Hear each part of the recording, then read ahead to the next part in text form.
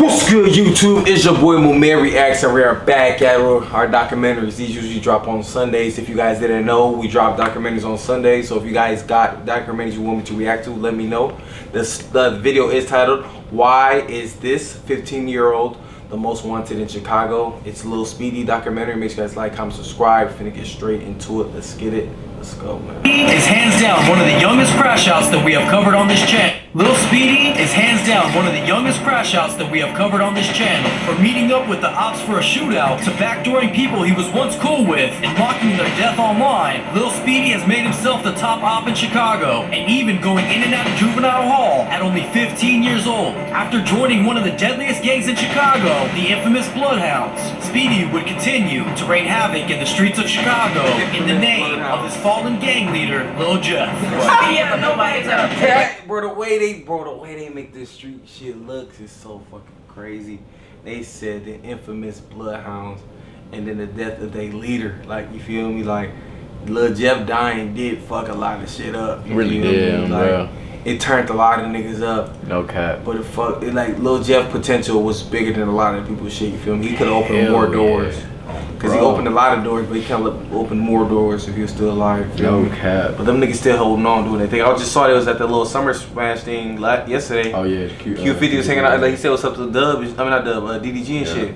Yeah. I saw that. That's what's up. In the name of his fallen gang leader, Lil Jeff.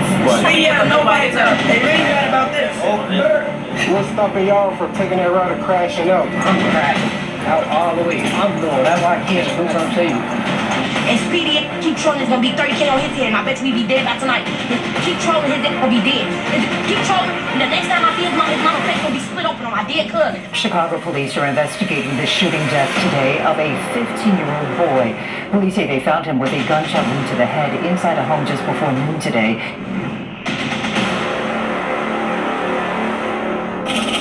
Lil Speedy was born and raised in the south side of Chicago near the Inglewood area. As a kid, it would seem that although Speedy had both parents in his household, his father would be in the streets for a better portion of his life. It would even turn out that later on, we would find out that the name Lil Speedy was actually a street name passed down from his father, the original Speedy. Since Lil Speedy would be around street life at a young age, he would then jump off the porch in 2021 at about 11 years old. It was around this time that Speedy would hang out more and more with his cousin Lil 50 and his friend Queso, and the three of them would have each other's back in these unpredictable streets of Chicago. However, it was around 13 years old when Speedy was introduced to Lil Jeff and Rel Vert, the infamous members of the Bloodhounds. Once Speedy met these two, he was starstruck, and he knew that he wanted to pursue a life identical to the ones that he had seen the Bloodhounds living. Things would soon become extremely dicey after this moment, considering there would be a beef brewing between Speedy and Queso's cousin, PGF Fully Chopped. It was rumored that the feud would start after Lil 50 and Fully Chopped would steal a gun. However, after this gun was stolen, Fully Chopped and Lil 50 would become Speedy's biggest. With the little niggas, that's how they beef always gonna start.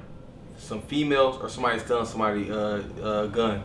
Cause you know everybody need a gun, you feel me? And once I take that bitch, it get that fucks a lot of shit up. No cap. Cause like you taking something from someone that want to protect themselves. So you take that from them, it's like, damn, you want me to die around this bitch? Cause I ain't got a gun. And these little niggas is young, you feel me? Yeah, just hell.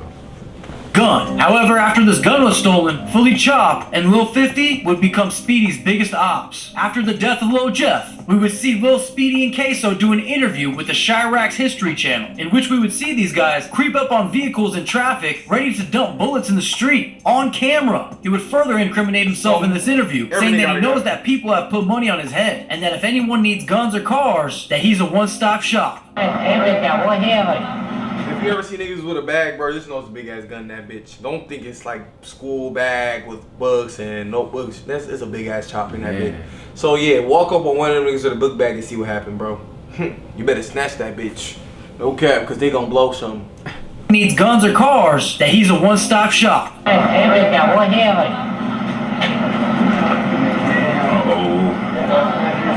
on every car. Boy, look, Queso and Lil Speedy, man. Is Speedy Bloodhound? Hell no. Did y'all grow with Q50 and Jeff, or met them recently before the fame? Nah, personally, me, I just met Q50. I just met 250. I used to see Jeff and shit when I was Jeff. I mean, Jeff was also like, what?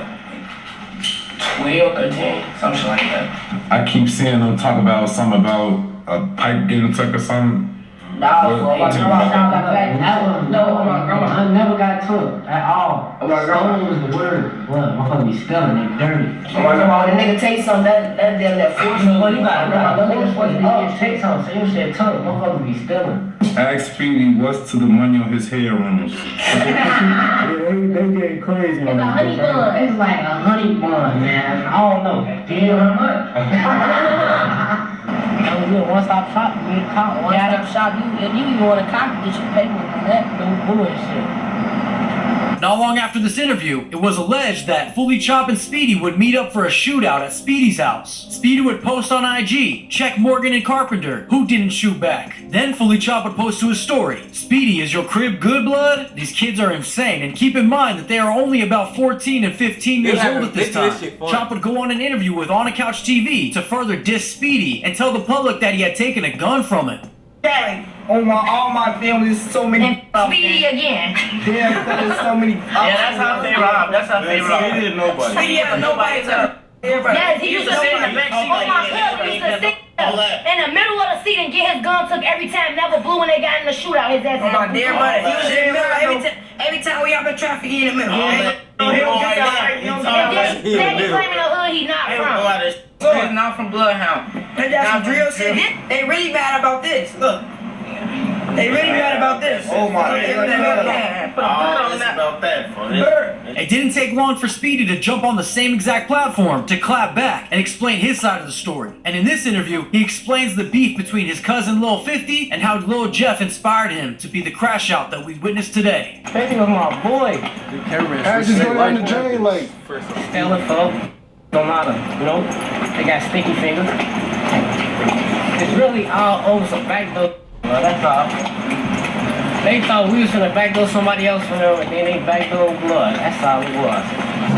Like the truth, like Lil 50 is a goofy, man. I don't even know he be funny. Folks. That's my cousin. And all the folks ass is a goofy. He don't do shit for drive, blood. If you're really in the streets for real, putting in work and all that, you probably shouldn't play on social media or like I ain't gonna stop. take it serious. I feel like you could do what I was doing, do ain't gonna lie. I done seen real deal, hella do that. Why not? Saying what Jeff doing. Why not? Like, what's stopping y'all from taking that route of crashing out? Because we see a lot of y'all really be strategically playing how y'all move for real. I ain't gonna lie. That question ain't really for me. I ain't telling motherfucker, I'm crashing out all the way. I wouldn't gonna crash out. I'm doing that's why I can't do what I'm saying. I feel like you a threat to me. I'm crashing out, bro. That's how I'm gonna lie. Speedy would begin his backdoor reputation by first setting up his former friend Queso into getting his gun taken. And if that wasn't bad enough, he would then be on live with Lil 50 moments before he was gunned down by Lil Tay in Trap City territory. Now, this is speculation that Speedy had anything to do with this. However, he would then go on to post a picture of the scene where Lil 50 was killed with the caption, "I just told you to be on point, gang." This would result in Lil 50's sister Jada letting the public know that she has $30K that she had just raised in the funeral costs, and she plans to put it on Speedy's head. And Speedy keep trolling, it's gonna be 30K on his head, and I bet you he be dead by tonight. Keep trolling, his head gonna be dead. Keep trolling, and the next time I see his mama face gonna be split open on my dead cousin. Why is it taking on a troll?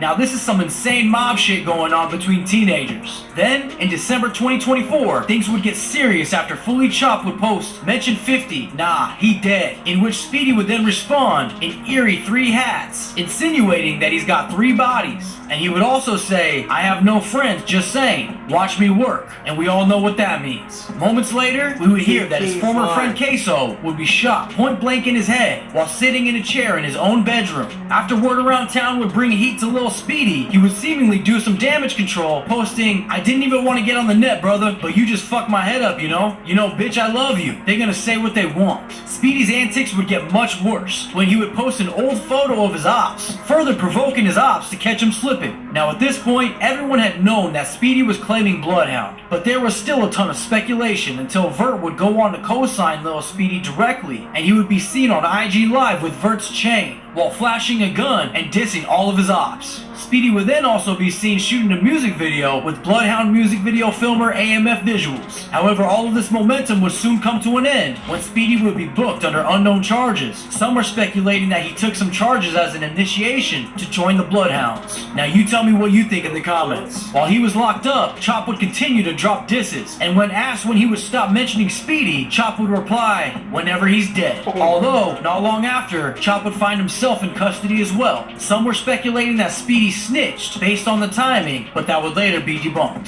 Then a couple of months later, Speedy would be released and would immediately address the snitch allegations, saying, "I'll unalive myself before I rap." All of the top members would take this opportunity to repost Lil Speedy, further solidifying him as an official Bloodhound to the public. After Speedy would change his IG handle to Bloody Hound Lil Speedy and would go on to post, "We all are one. You can't be Couldn't wait to change his name to Bloody Hound. Man, Like, niggas really like to be in the game, bro. This shit crazy. that is crazy. handle to Bloody Hound Lil Speedy and would go on to post, "We all are one. You can't be into it with one of us and not all of us." With all eyes on Speedy, it was the perfect time to drop his first visual titled How I Get, which is now at over 427K views to date. Of course, taking aim at all the ops. Shortly after this, he would get signed to Grade A and Create Music Group. Then about a week later, Speedy drops another visual titled 9 Block Finest, which is at over 374,000 views to date, only further reminding Chicago who the King Snake really is. Now, outside of Vert and Speedy being seen together constantly, I mean even giving up their location like their 800 TJ, but nonetheless, it would seem that this is only the beginning for Lil Speedy, as he would continue to drop music. We would hear him saying his lyrics in a snippet dropped earlier this week. "I'm quick to blow, that's the Jeff in me. Don't bap on it when you're dissing me. Fast as hell, you can't run from me. Monty and Rob went out so sweet." This is a clear example of the influence that Lil Jeff had on the youth of Chicago. I only hope that Lil Speedy will continue to thrive and stay alive long enough to enjoy the great things that are coming his way. Thanks for watching, don't forget to subscribe, and I'll see you in the next video. Shit, a real life war zone, bro. Like, this war, I always say this war been going on for decades, bro. And this shit ain't slowing up. This little nigga 15. 15, bro. Nigga, and I swear the way he's acting is like a grown man. Once you do certain street shit, bro, you get looked at older than your age, you know what I'm saying? God. But Lil Speedy, man, you definitely been doing your music shit. Hopefully you stay focused on that, get the fuck out of Chicago. Got to. You feel me? And if you look up to Lil Jeff like you say you do, learn from his mistakes and do better, you know what I'm saying? Cause that nigga took a toll on the whole young nigga community. Facts. You know what I'm saying? But y'all young boys stay safe, man. We're gonna keep reacting to y'all. We are unbiased. We react to everybody. We ain't got nothing to do with nothing, you feel me? Make sure you guys like, comment, subscribe, man. Watch